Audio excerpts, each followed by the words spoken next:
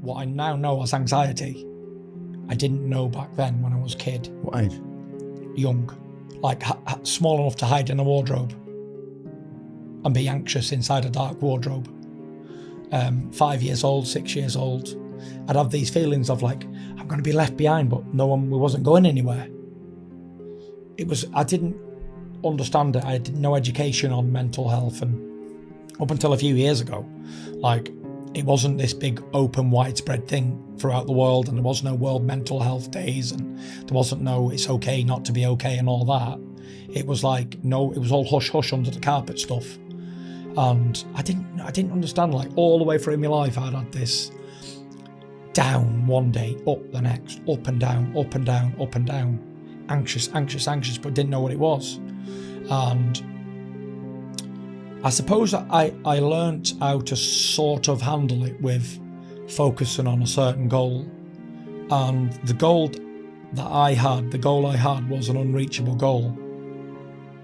And to give myself this unreachable goal gave me focus beyond the problems that I was going through on a daily basis. I'd always set myself to be heavyweight champion of the world. So there's 7 billion people in the world. So you're a newborn baby. What's the odds in becoming this impossible dream? Which is an impossible dream. You take a newborn baby today and say, right, whatever it is, right, I'm going to be the world heavyweight champion. It's very unlikely. It's an unreachable dream. And I gave myself that dream and focused on it that much.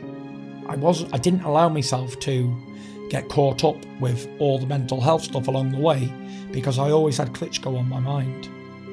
From being 14 years old, Klitschko was world heavyweight champion, or right up there, you know what I mean? So I was used to watching him on TV, and my plan was always to beat Wladimir. And I always thought to myself, whoever beats Wladimir is going to become a legend in this game. Such a long reign. So I had a lot of trauma go on in my life from being that age to becoming champion. I was very close to my uncle Huey, who died.